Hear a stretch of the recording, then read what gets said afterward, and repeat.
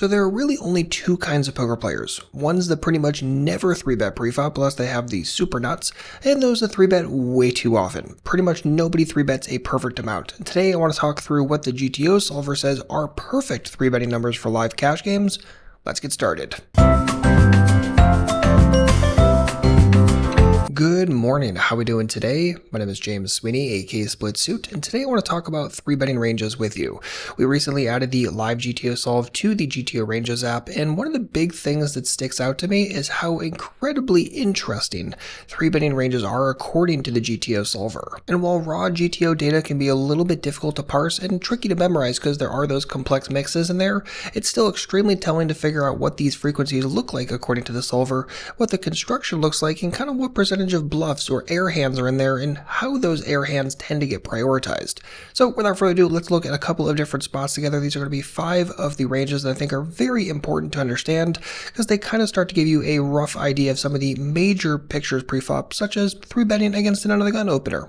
Let's talk about that one first. Alright, so if you have the app up, just go to the full ring section, the live RGTO, and let's rock and roll. And I'm just going to use the basic admin for this one. This is our internal backend that we use for storing and visualizing these solves in advance before we even put them into the app. So let's rock and roll through this. Let's start with a situation where under the gun open raises and the hijack is going to be 3-betting. And let's see what the solver would do in this exact scenario. So one of the first things I like to focus on when I look at solver output is what is the overall frequency in a given situation. So when the hijack is 3-betting against an under the gun open raise with no callers in between, there is a 3.8% 3-betting range suggested by the solver, which is kind of interesting. It's probably a little bit higher than you would see for the average person. Most players are going to be a little bit tighter than this, probably closer to 2 to 3% instead of almost 4. And one of the things that I'm looking for is kind of what is the overall shape and where are the air hands involved here. So all of the 3-bets in this graphic are in red, and you notice that some cells are pure, like aces, right, is a 100% 3-bet in this situation, versus a lot of the other included hands are going to be mixes, which could be mixed between raising and calling, or it could be mixed between 3-betting and folding. So for instance, you take something like king queen suited, and that's going to be at 3-bet 71.5% of the time according to the solver, and if we click call as well, we see the remaining number of that is going to get made up with calls. So there's pretty much no folding going on with that, and if nothing else, that's important to understand as well. And since we're on the topic of mixes, it's important you have a basic understanding of what this means. Essentially, a mix means that a single hand is going to take differing actions at differing frequencies. And sometimes it's a mix between 2 actions, sometimes it's a mix between 3 actions. So what that means is that when a solver suggests a hand get mixed, it means both lines, both suggestions that it's making, regardless of the frequencies, whether one's really, really high or sort of high, the solver is saying both of these lines are going to be equal EV. That's exactly the way that it's thinking about it. So it's not to say, oh, well, pocket kings is mostly getting 3-bet here, and as such, let's just always 3-bet. That's called a simplification method, but it's not actually what the solver output is saying. It's not saying, okay, just always 3-bet kings because it's above 50% and never 3-bet ace queen off because it's lower than 50%. That's not at all what it's saying.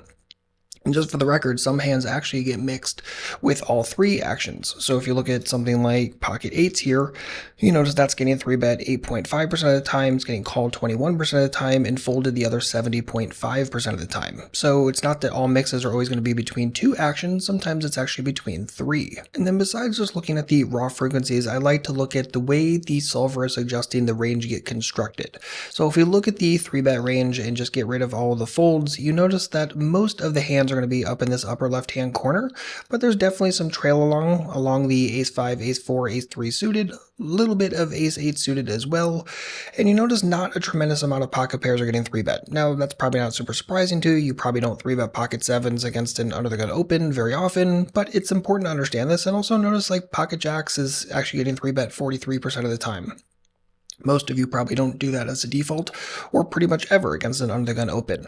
But something like king jack suited, that's getting more highly prioritized. King 10 suited, more highly prioritized. I mean, that's even higher than 3-betting, say, pocket queens here. Now, of course, the big strong pocket pairs that aren't getting 3-bet are getting thrown into the calls, because those are in blue, but you notice that even something like pocket 10s is still getting folded a pretty good chunk of the time.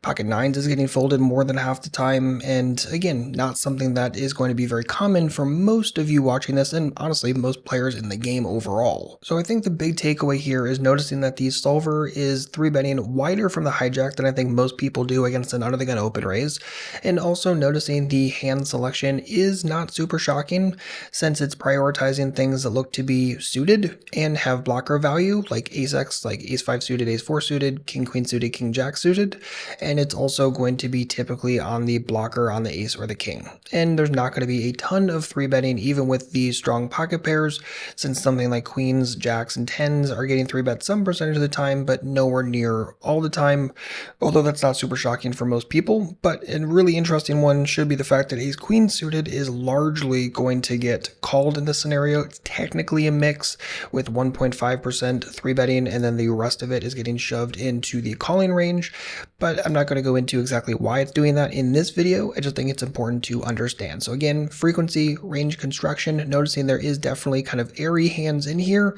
and there's not a tremendous amount of calling either. In fact, the solver is suggesting that the hijack be 3-betting more often than they call in this scenario, which is definitely not true if you're an average person in a live cash game. Alright, so that helps us visualizing 3-betting in position against an under-the-gun open raise. Now let's try another in position 3-bet, but this time where we are on the button facing a hijack open raise. Alright, so switching up the open raiser to the hijack and the button being the 3-better, we notice already right off the bat looking at frequencies that the solver is suggesting a 6.1% 3-bet, which is significantly higher than under 4% from the hijack. So we can notice similarities between the 3-betting range here and the previous 3-betting range that we looked at, since they're both mostly up in the upper left hand corner with some trail down again amongst the suited ace-x hands, some things like king 10, king 9 suited, again using those kind of suited blocker hands like ace-x and king-x, not super shocking. You notice a little bit wider in terms of the offsuit stuff. Some ace-jack is getting 3-bet 34% of the time, and you're still noticing very similar effects in terms of the pocket pairs, right? You're getting some 3-bets from sevens through queens, give or take. Queens is going to be a 3-bet more than half the time, about 2/3, and then the rest are all going to be under half until eventually we get down to pretty much nothing in 2 pocket 5s. So there are two big things that I'm noticing here. One is that the solver is liking more kind of bluffy hands in the mix. More things like king-x suited and ace-x suited are getting a wider selection of those combinations involved. And then the second thing is like the ace-jack suited and the king-queen suited. If we notice, if we took on calls, those are 100% pure calls in this situation, not 3-bets. Whereas king-queen suited, I believe, was like a pure 3-bet in the previous one, or at least a large 3-bet in the previous one. And I think the big thing we have to keep in mind here is when you are on the hijack facing under the gun open, there are players behind you that could squeeze if you decided to call there and could have position on you. Whereas when you call on the button and someone squeezes, you're going to have position on them. I suspect that's playing a pretty large role here in the exact hand selection that the solver is looking at and choosing in this spot. But I think it's really important to understand that the solver is saying, okay, everyone is going to play totally perfect pre-flop, post-flop everywhere at every stage of the game. Obviously, in a live cash game, that's not going to be the case. So you can look at this and say, okay, this is a starting point. This is what the solver suggests in a perfect environment. Now, when I'm looking at my actual players involved in this hand, how could I possibly break away from this, get into more exploitative, craft my ranges in such a way that exploit the leaks in the players that are involved in this hand? That is kind of how you can go from melding the raw solver output into something that's a little bit more exploitative and takes advantage of the situation at hand. But either way, you walk out of here knowing what the GTO solver is suggesting here, a 6.1% 3-bet on the button against a hijack open with no other callers. And let's look at another situation, but this time one where we are going to be out of position. So let's look at a spot where we 3-bet from the big blind facing a cutoff open raise. Alright, so updating the builder, we have an open from the cutoff, no calls, and a 3-bet from the big blind, and you notice that the solver's frequency jumps up yet again, this time to 8.3% of hands, and notice that we are out of position in this hand. But not only are we out of position, but we don't have anyone who can act after us. So it's not like we have to have some hands in our calling range that can defend against squeezes that could happen after us. That's not a possibility when we're in the big blind in this situation. So notice again, 8.3% 3-bet getting suggested from the solver in a big blind versus cutoff open. And let's just look at the exact range construction. You notice that there's a lot more of those pocket pairs. Now all of a sudden you get a bigger selection. You get full pure 3-bets with jacks plus, full call finally on ace king suited and offsuit, and the rest of it is not super shocking. Notice that it's prioritizing again kind of those king x suited hands and also the ace x suited hands, and it's also throwing in a little bit more like queen 10, queen 9, jack 10, jack 9. Not 100% of them, but definitely a much larger mix and in a slightly different construction set than you were seeing in previous 3-betting ranges. Now, one other thing that I like to look at when I'm looking at solver output, especially from the blinds facing a steal, is what is the overall continuance frequency. So the overall continuance is your raises plus your calls, so essentially 100% minus folds, and you notice that that's around 19-ish% is going to be your continuance, and thus the other 81.5% is going to be folds. So that's actually a pretty large chunk of folds considering just overall blind defense nowadays. But that's all wrapped around the fact that the cutoff is going to play perfectly, because that's what the solver is thinking at this point. So that means when the big blind 3-bets, the cutoff is going to play perfectly against that. When the big blind calls, the cutoff is going to play perfectly post-flop, regardless of texture, regardless of check raising, all that stuff. Both players are going to play perfectly from here on forward. Whereas in the real world, if you're in the big blind and you 3-bet, is the cutoff going to play totally perfectly against that? Are they going to 4-bet an appropriate amount? If they call, are they going to play well post-flop a perfect amount? Well, of course not. And the more and more that say the cutoff is folding, well, the more and more you can just 3-bet even wider here and just take advantage of the fact that they're folding too often against your big blind 3-bet. So that's how you can start going from the raw solver output again into actual exploitative ranges that you would use in real time.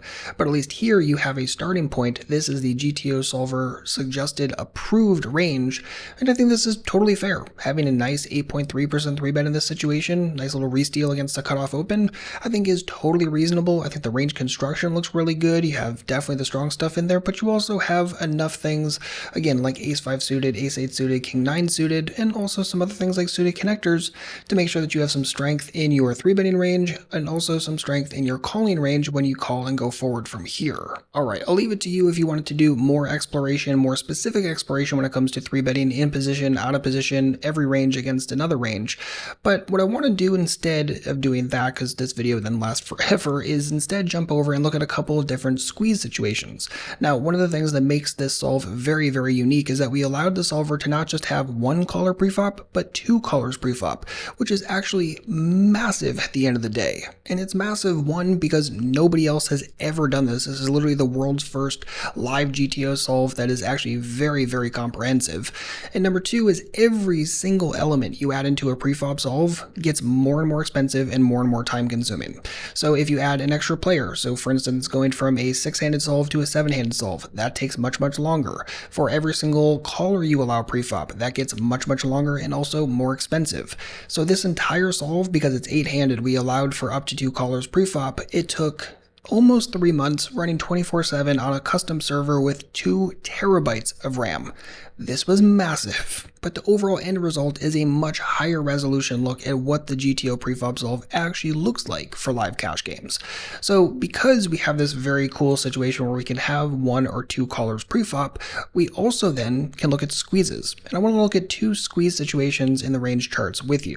Alright, so let's look at a situation where the low jack open raises, the cutoff calls, and we're looking to squeeze from the button. So you notice right here that the squeezing range suggested by the solver is 4% of hands. So it's not shocking that we're finding the solver making a similar suggestion as usual, 3-betting the really strong stuff, right? Kings is a pure squeeze, aces is a pure squeeze, ace king suited, pure squeeze, and then a good chunk of squeezing with things like pocket queens and ace queen off and ace king off and king queen suited as well. But beyond that, you're looking at things like some ace x suited, ace 5 suited's in there, ace 4 suited's in there, king 6 suited's in there. Again, you notice the solver likes these kind of hands that have the blocker value plus the suited value. And then beyond that, getting into things like king 10 suited, king jack suited, which kind of fits that same mix as well. You notice that there's a little bit of selection of the middle pocket pairs, right? 7s is getting 3-bet 3% of the time, 9s 8%, 10s 9.5%, but 0 jacks being included here. Those are going to get shoved into that calling range. which is kind of interesting because it protects itself when the button decides to call here and gets squeezed in any capacity. Having things like some strong stuff can be very, very good, which is why you notice some ace-king offsuit is getting shoved into the calling range. Pocket jacks is the same, a little bit of pocket queens just the same. But the overall squeezing shape here, not too shocking, but again, notice the exact kind of way the solver is suggesting to, quote, throw in air.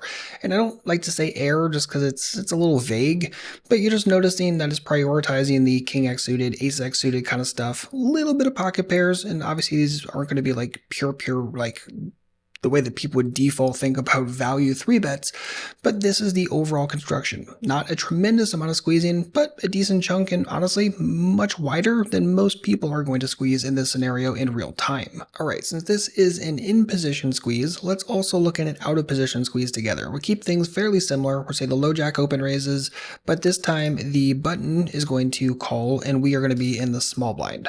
So you notice, again, the 3-betting range is pretty tight, 4.6% of hands, so a little bit wider than it was in the previous setup, but this is still very, very important. And also notice pretty much everything is shoved up in that upper left-hand corner. There's a little bit of ace-5 suited, king-6 suited, but largely we're up here. Notice more inclusion of ace-queen than the previous one, more inclusion of things like king-queen suited, now also that's a pure squeeze, and a little bit of king-queen off at 17%. And also jacks is now here. Hi, welcome back, pocket jacks, and also a little bit of 10s, 9s, 8s, but again, very minimal on those inclusions and no pocket 7s this time like there was in the previous one. Now this one I find interesting for a couple different reasons. First is that I think a lot of players will not squeeze anywhere near 4.6% of the time here. I think they're probably closer to like 2.5 to 3% of hands. I think they understand 3-betting like queens plus and the ace king a decent chunk of the time, but I don't think most players are default 3-betting ace queens or king queen suited every single time, or even king jack suited. I think a lot of those kind of combos get shoved into their calling range. But if you pay attention, interesting fact number 2 here is that the solver really does not like calling very much here, right? About 1% of the time is going to be calls. All of those are in blue. And notice it's not like pure pocket 8s and pure pocket 6s or even pure ace jack suited, which means that the solver finds the EV between calling with ace jack suited and folding ace jack suited here to be equal. That's kind of fascinating in my opinion. I don't know about you, but I find that to be extremely interesting. It really goes to show you the positional disadvantage playing in a perfect environment. And while that means that if the small blind were to call here, that their opponents are going to play perfectly, it also means the small blind is going to play perfectly. And even in that environment, the solver still does not like calling here, where I think a lot of players are going to call here with like 5 to 10, maybe even more percentage of hands.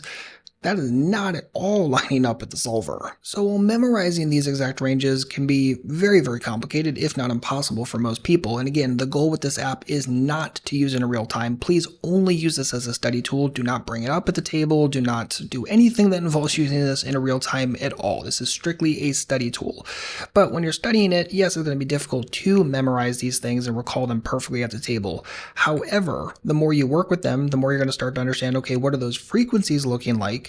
And also, what is the overall range construction looking like? Noticing how the solver is suggesting choosing those bluffs is going to be extremely, extremely valuable. And as you poke through the app and go through every single range or just explore your own hands, again, studying them off table, you can really start to find these patterns quite quickly and really see why it likes the hands that it chooses. And again, the overall assumption underlying all of those things. So that's going to wrap it up for this one. I really hope you enjoyed. Hopefully you learned something as well. And by the way, if you like this video, if you want to see more where we do kind of in-depth range analysis and kind of get a little nerdy like this, let me know. Leave a thumbs up on the video and also leave a comment down below. Let me know exactly what you want to see more of. If there's any specific ranges you want to explore, let me know. I'm all ears when it comes to making different kinds of content and videos that you actually want to watch, enjoy, and hopefully learn from. And that's going to be it for me today. Thank you so much for hanging out. If you need anything, don't hesitate to let me know. Otherwise, as always, good luck out there and happy grinding.